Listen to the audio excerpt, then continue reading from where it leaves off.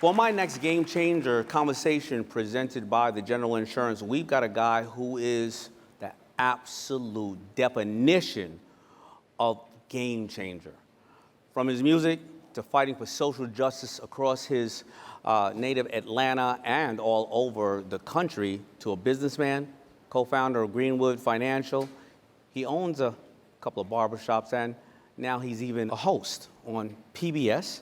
Welcome, Killer Mike. How y'all doing?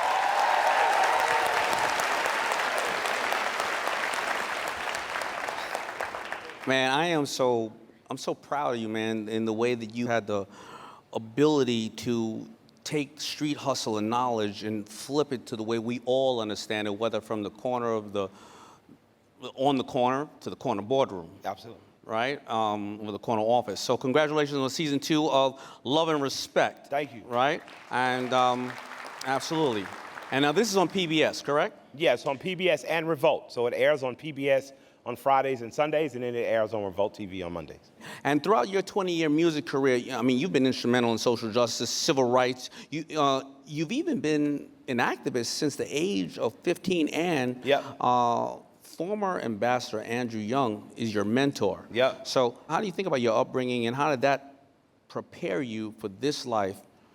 And how did you meet Andrew Young? Well, a lot of people are poured into my cup. That's why it's weird that in an age where people can just think something of you and say it, that they don't know the stripes you've earned, which is why I try to tell my children, my wife and I, other people's opinion of you is not your business, right? Mm-hmm. So, people, oftentimes you become a celebrity, you are blessed with immense fame or wealth, and there's a sense of guilt. I am absent that because my whole life I have been poured into and conditioned to do 3 or 4 things. My grandfather told me, take care of yourself, take care of your sisters in your community. So you're taking care of yourself first, then your family and community. Don't embarrass me and your mama, that's my grandmother, and don't embarrass black people. And that was the mission I was given. And if you do, you say, I'm sorry, and you make up by doing the work. My grandmother comes from a story where my great-grandparents' parents were enslaved. I knew my great-grandparents. We would get sent to Tuskegee to work on a 40-acre farm. You do everything from cut sugar cane to make your own molasses, to collect rainwater, kill chickens yourself. So I have a very unique experience as an Atlantan, in that I'm from Atlanta, an all-black enclave called the Collier Heights. But I'm from Alabama, too. And they used to send your ass down to the farm to work. And my family had a farm, my cousins had a store, so I understood the importance of commerce early, and I understood that my great-grandparents having a farm afforded my grandmother an education. They could go be educated because their parents had cornerstone the family by owning land. We still own that farm. Lumber companies send us about $500-600 every year to cut trees down. But fundamentally, that was what helped shape me, because I understood that my responsibility was bigger. So I always wanted to be a rapper. I seen these guys called the Fat Boys and Run DMC, and it was like, oh, this is what I'm doing. Yeah. I'm not doing nothing else. I heard this guy named Ice-T, and I was like, oh, he's brilliant. Oh, this is what I'm doing. And my teachers were like, boy, you too smart to rap. You're not even gonna be here that long. And one teacher named Miss Ely challenged me. She said, you should be an airplane pilot.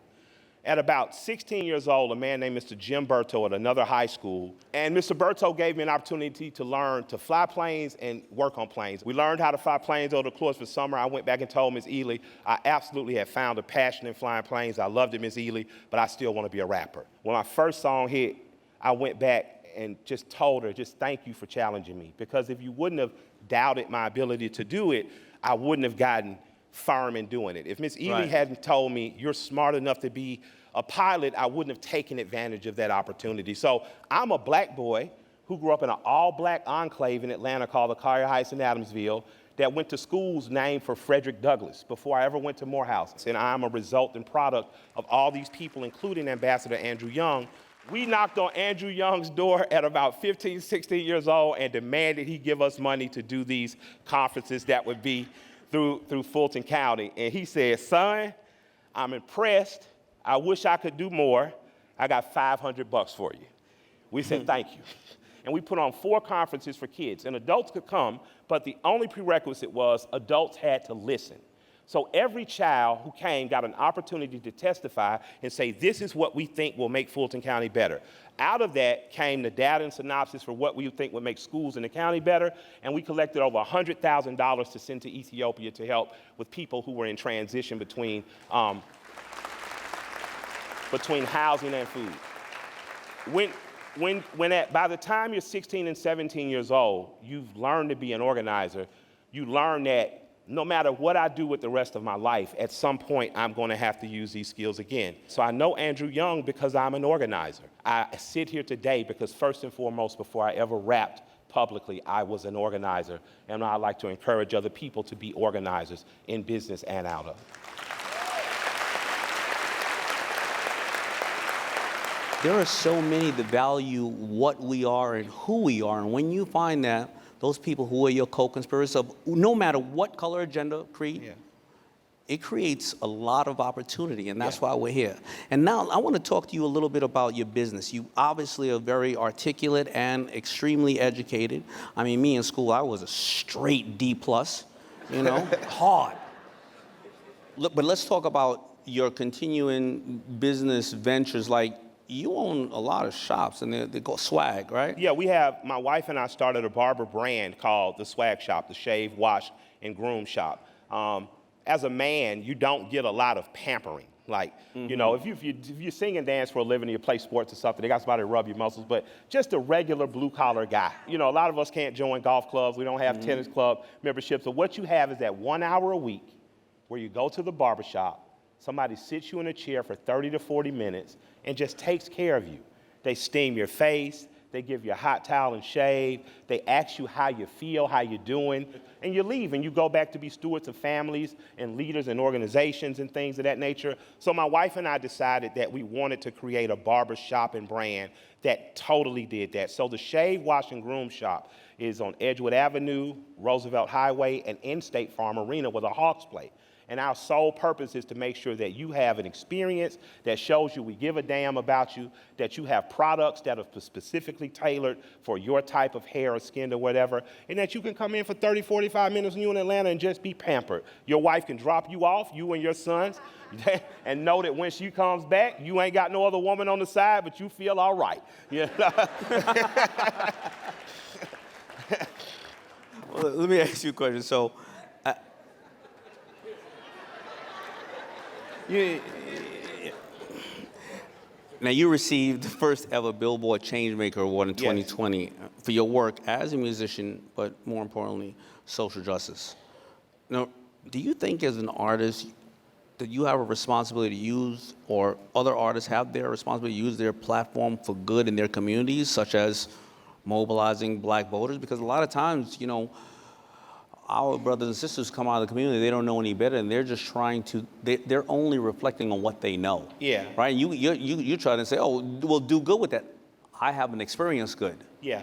So tell me your theory on it, or what it is, because you're closer to it than I am, but they're only reflecting on what they've experienced. But can they, and should they believe they should use it for good? You know, there are some things that it runs by metrics and systems, right? Everything has a start and an end of sorts. I was listening to someone talk about this, but there are a couple things that don't, and that's music and dance. Music doesn't have to have rhyme or reason. You just feel it, you dance until you're exhausted, you get it out. And I have to say, in matters of rap music, it has been one of the greatest teachers and mind liberators for me. And I grew up in the crack era. I saw the crack era decimate our community, and I hope he's in the building right now, because he knows this, I've told him this. But Ice-T's 6 in the morning, you know, much like Melly Mel's The Jungle. When I heard 6 in the morning, police at your door, fresh up at my door, fresh Adidas squeaking across the bathroom floor, out the back windows where I made my escape, didn't even have a chance to grab my old school tape. Man, when I heard that, it was like, shoom, somebody finally acknowledged the world had changed. Somebody had finally acknowledged the street I grew up on, where you could sleep with the doors open. Everybody in one summer got burglar bars. Somebody finally was telling the truth. Music, for me, has to tell a truth, but it's not required to be the comfortable truth. Right. right? If you want to know that there's an opioid epidemic going on now, you don't have to wait for DARE in the United States government to tell you on an infomercial. If you listen to the music our children are listening to, you hear it because they're saying that this is what I'm doing or this is what's going on. Is every artist responsible to do something positive with their platform? Absolutely not. You're responsible if people have poured that into you, though. If a preacher has been kind to you, if your mother has given you wisdom, if a coach has sacrificed his career to make sure that young boys can play, goddamn right, you owe something back because somebody poured into you. And with that said, you're going to get the ugliness. But the ugliness is not to be argued with the musician. It is to change the conditions that are in your community so it creates another type of musician. You now have the Restoring Artists Protection Act, AKA the RAP Act, that limits the use of lyrics in federal criminal proceedings. Yeah. All right? Please, what is the importance of that for us, and what do we need to know about that RAP Act? Well, what you need to know is Aretha Franklin was watched by the government for 40 years. You know, what you need to know is that Billie Holiday was harassed by the government. What you need to know is black artists as far as back as the 20s and 30s were accused of being communist and ridiculed and aggravated by our government. What you need to know is that anytime a rule is cruel, usually it's going to affect you. And along with affecting you first, it's going to affect you worst. The Constitution, what it recognizes, it doesn't give you the right to free speech, it recognizes your right to free speech. Again, I say that God gave you the right to free speech. And because rappers chose to be brave enough in the early 90s to defend all of our right for free speech, I sit here today a successful rapper, a successful businessman, continuing to push the line for free speech for all Americans.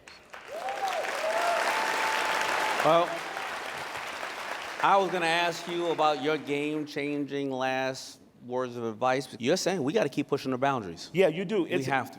And it is our obligation to reach to those who don't necessarily have the opportunity, no matter what color they are, and find co-conspirators in how we fight for justice for all, because we will all celebrate over that. And that's why you and I are here, and that's why all these people in this room are here. Absolutely. So, man, everybody's got to follow you. I mean, because honestly, we can talk for hours. And I know a lot of people, if you don't have, and you're not following him, you really need to, because he has so much information and knowledge. It also is backed up with history and facts. So please, thank you to the General Insurance for this game-changing conversation. Thank you to Killer Mike Guys, for being here. thank you guys so much. I love and respect you.